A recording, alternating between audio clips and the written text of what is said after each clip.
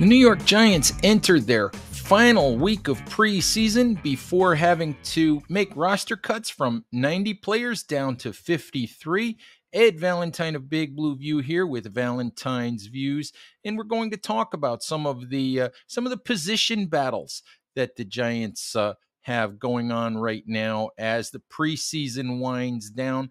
Please remember to like, share, and subscribe on YouTube, and subscribe wherever you listen to podcasts across the Big Blue View Radio Network. All right, on today's show, we're going to focus on the offense. We'll do another show later on in the week to talk about the defensive position battles.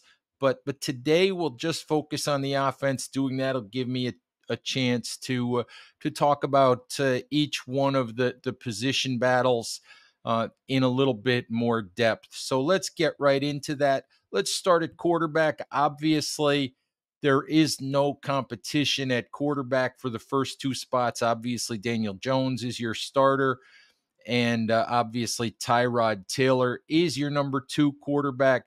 The question is whether or not the Giants will keep a third quarterback on the 53-man roster, or if they'll just add one to the practice squad, and whether or not that third quarterback will be Tommy DeVito, undrafted free agent out of Syracuse and Illinois. The first thing that I have to say is that I have said a number of times, going way back to the spring, that if the Giants kept a third quarterback, or whoever the third quarterback the Giants were going to keep, whether it be on the 53 or whether it be on the practice squad, whoever that third quarterback would be, I said a number of times, it's not going to be Tommy DeVito. At this point in time, DeVito might be in the process of making me eat those words. DeVito has been much better in the Giants' two preseason games than I anticipated he would be.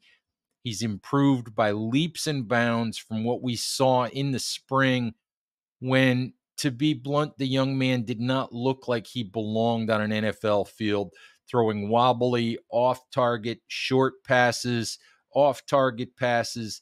Just did not look like he was capable of running an NFL offense, or even at that point in time, capable of playing well enough and throwing well enough to give NFL receivers the kind of practice that they needed, the kind of reps that they needed to show whether or not they actually belonged on an NFL roster.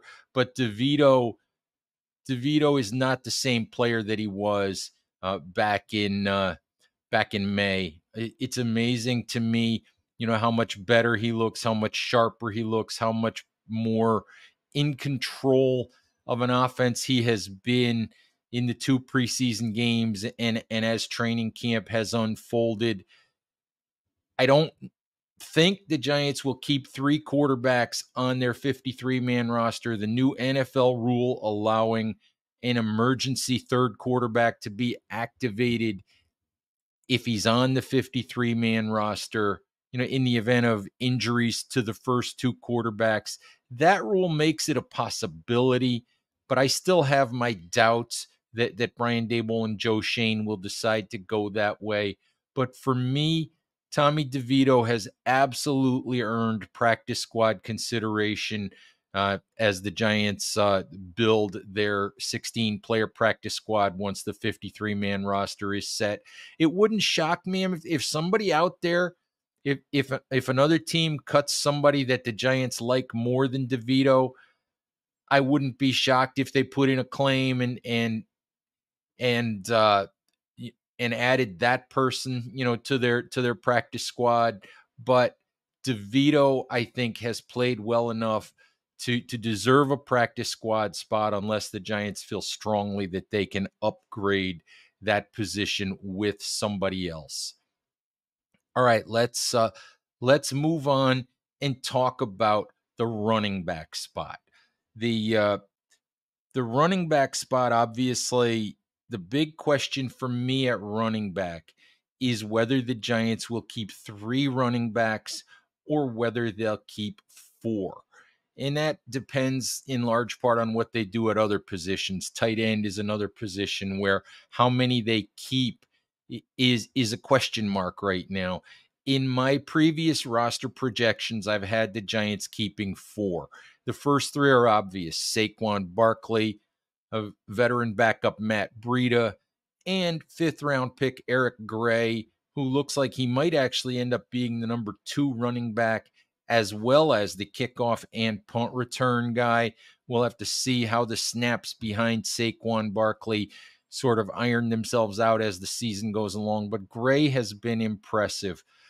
The change for me, the thing that's interesting for me, is that I think if the Giants keep 4 running backs, the 4th running back could well be Sean Corbin, former undrafted free agent who was on the Giants practice squad a year ago.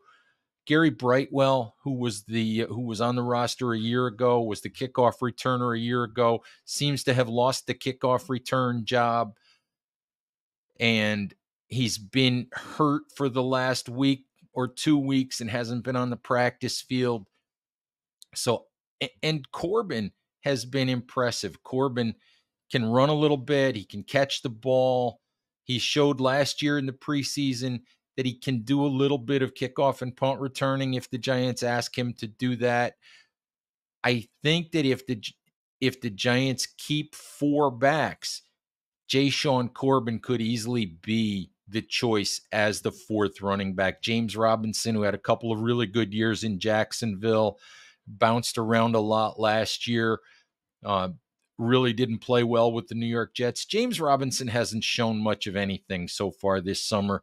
So I would be surprised if James Robinson is a guy who makes the Giants 53-man roster. But my inkling right now is to think that Sean Corbin has a shot at a roster spot if the Giants keep 4 running backs.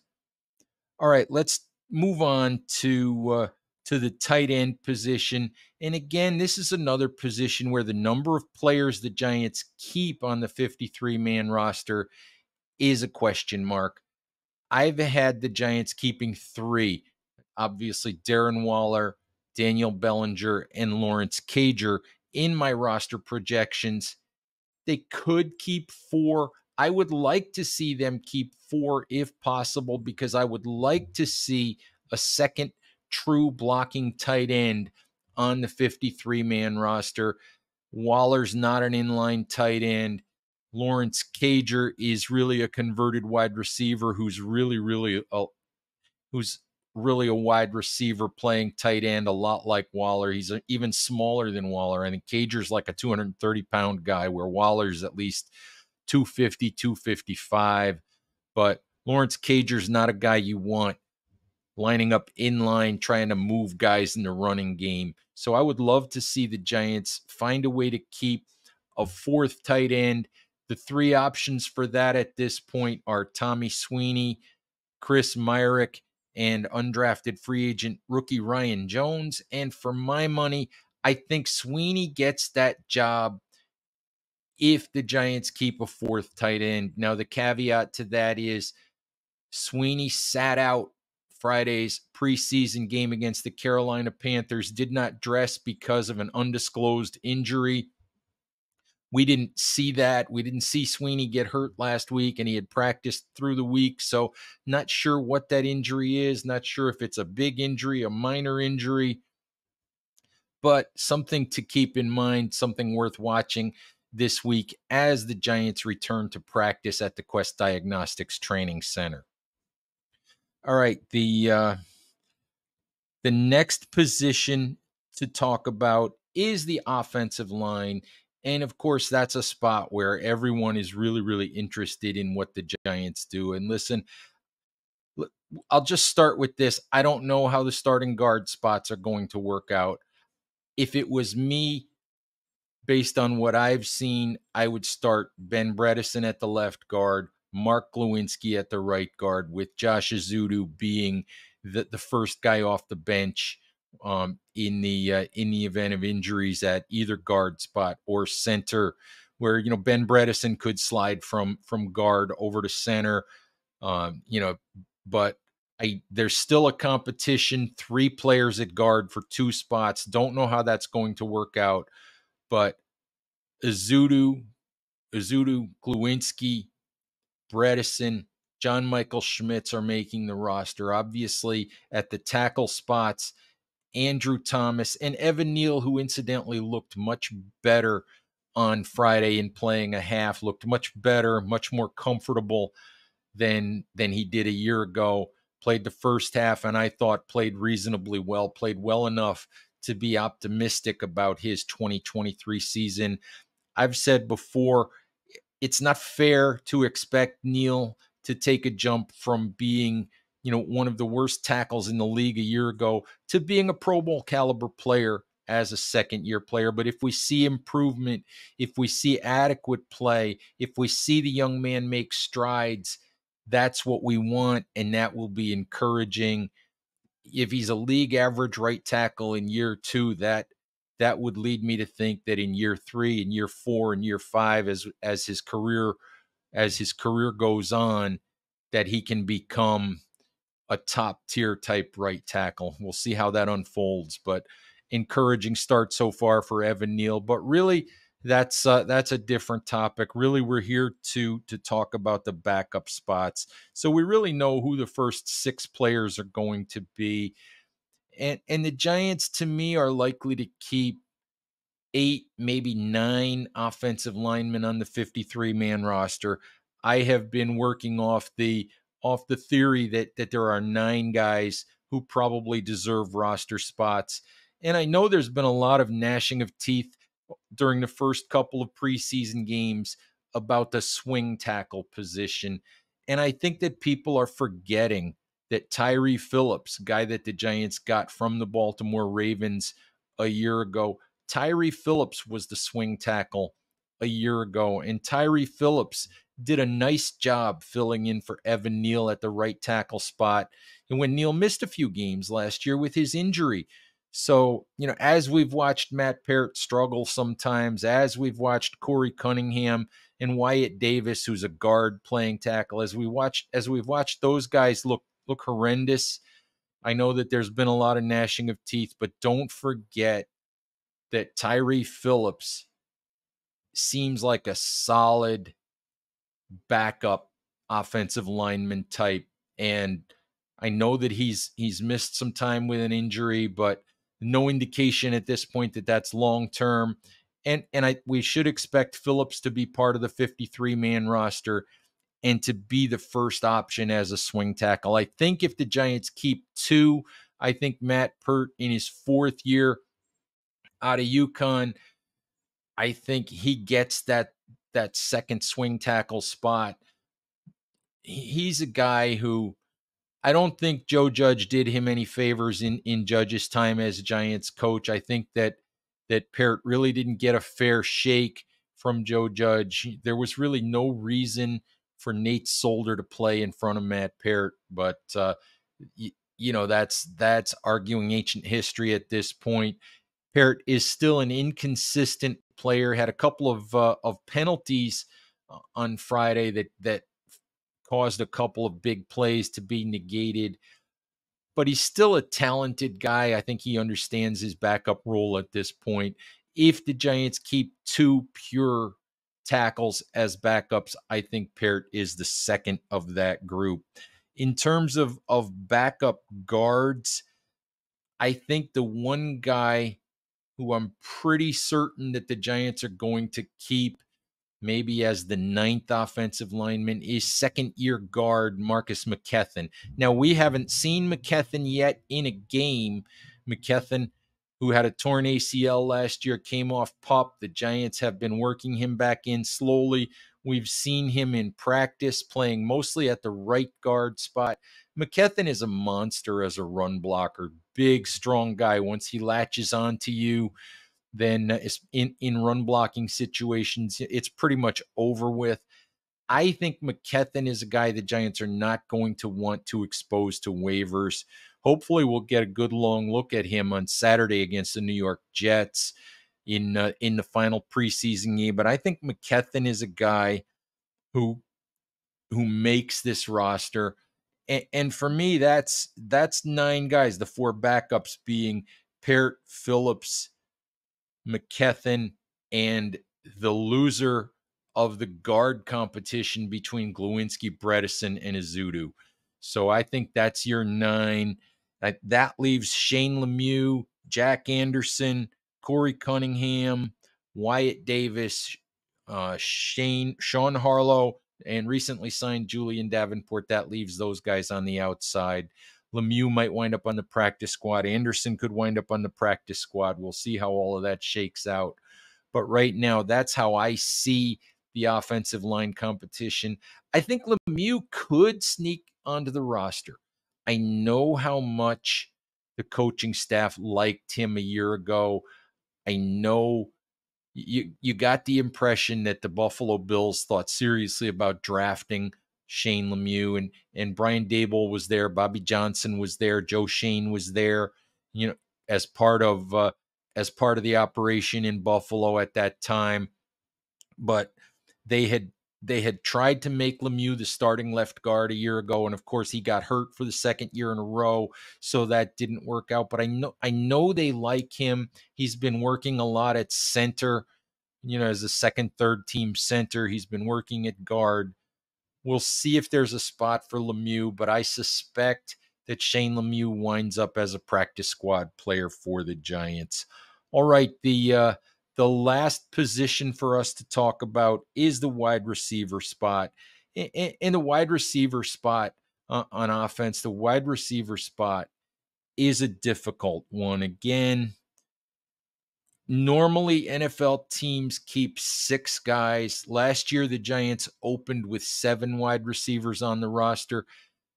I'm guessing at this point that just because of the quality of players that they have, the depth of players that they have at the wide receiver spot, I'm guessing that 7 wide receivers make the season opening roster. And I have 4 absolute locks at this point in time. Isaiah Hodgins, Darius Slayton, Paris Campbell, and highly impressive rookie 3rd-round pick Jalen Hyatt. Those guys are making the 53-man roster.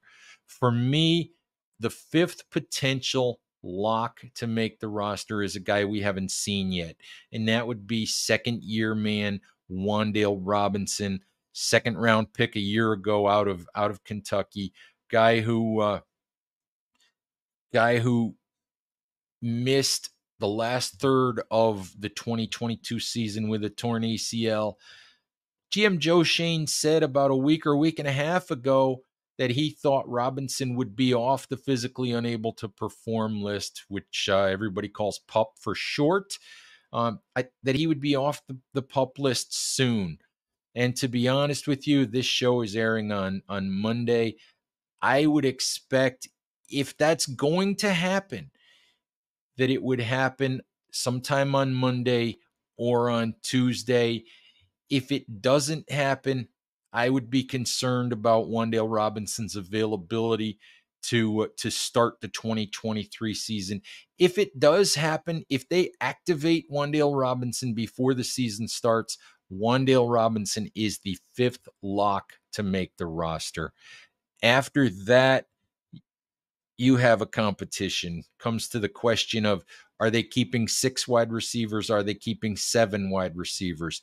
You have Cole Beasley, 13-year veteran, lots of success in the NFL, a favorite of Brian Daboll, a guy that knows the Daboll offense and the route concepts, knows them inside and out, guy that can be highly productive on 3rd down as a possession guy, helping the Giants move the chains and keep drives alive. He's shown that throughout his career, and he's shown in the preseason that he's still got that. Sterling Shepard, of course, a sentimental favorite to make the roster, but I just don't know. At this point, Shep's not practicing every day. He's running primarily with the 2nd and 3rd teams, getting a handful of 1st-team reps. We'll see what happens here in the next week. Fingers crossed for Shep, but I just don't know if he's going to make the roster. Jamison Crowder's another guy, a lot like Beasley, a lot like Shepard, a lot of success in the NFL, but the Giants just can't keep all three of Beasley, Shepard, and Jamison Crowder.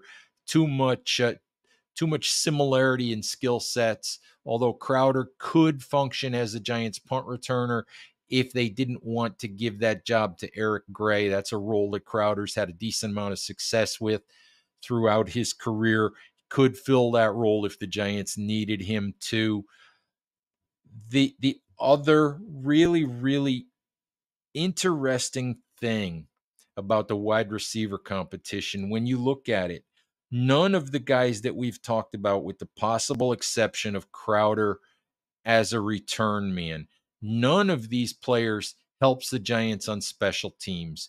And to be honest, that's a problem because there's only so many guys who can dress on a Sunday, only so many guys, 46 guys you can activate on Sunday, 2 more with practice squad elevations. So maximum of 48 guys you can have in uniform. Backup players who don't play special teams are a problem. Brian Daboll said the other day that it was going to be very hard for backup guys who didn't play special teams to make the roster. And that's bad for a guy like Sterling Shepard. That's bad for a guy like Jamison Crowder if the Giants aren't going to use him in the return role. It was really interesting that Joe Shane, during the broadcast on WNBC4 with Bob Papa and Carl Banks, really interesting that Shane name dropped undrafted free agent Bryce Ford Wheaton, not really as a wide receiver because he's still underdeveloped. He still has a long way to go. He would not be a regular part of the receiver rotation if he did make the roster. But Joe Shane name dropped Bryce Ford Wheaton for his special teams contributions, for what the 6'3", 220-pound Ford Wheaton can do as a gunner and can do on punt and kickoff coverage teams. So I still think Bryce Ford Wheaton lands on the practice squad, but there's a possibility because of his special teams contributions that he could make the practice squad. A couple of other guys who I've noticed throughout the summer, but I don't think can make the roster, could make the practice squad as guys that could be, emergency call-ups in the return game, are veteran Jaden Mickens and young second-year player Khalil Pimpleton. Mickens is a guy that's had some success in the league as a return guy. You watch Mickens in practice, and he can move around a little bit. He has fun. He's still got some juice in his legs. He could still be a capable return guy in the NFL if the Giants needed him to be that. Khalil Pimpleton is a guy that I've said to some folks that I talk to on the sideline at times, I think he's the best pure return man on the roster. Unfortunately, he's about 5'7" and about $160, and he's not going to help the Giants much, if at all, as a wide receiver. And it's just very difficult to make a 53-man roster in this day and age as a pure return man. I don't think there's a spot on the 53 for Pimpleton. Would not be surprised at all if there is a spot for him on the practice squad for a second straight year. So we'll see. We'll see how that goes. The Giants back to practice on Monday. They'll practice Monday, Tuesday, Wednesday, and Thursday this week in preparation for Saturday's preseason finale against the New York Jets. I know Aaron Rodgers of the Jets is going to play in that game. I doubt that Giants starters will play much, if at all, on Saturday, although Brian Daboll has not said one way or another, and probably won't give us much in the way of indications about whether or not starters will play. But I would expect mostly backups to to play in the preseason finale. Anyway, Giants fans, as the week unfolds, we'll see how some of these position battles continue to develop. Later in the week, I'll be back with a look at the position battles on the defensive side of the ball. But for now, I think we'll call it a show. Thank you, as always, for listening. Please stay safe out there. Take care of each other, and we'll talk to you soon. Bye-bye.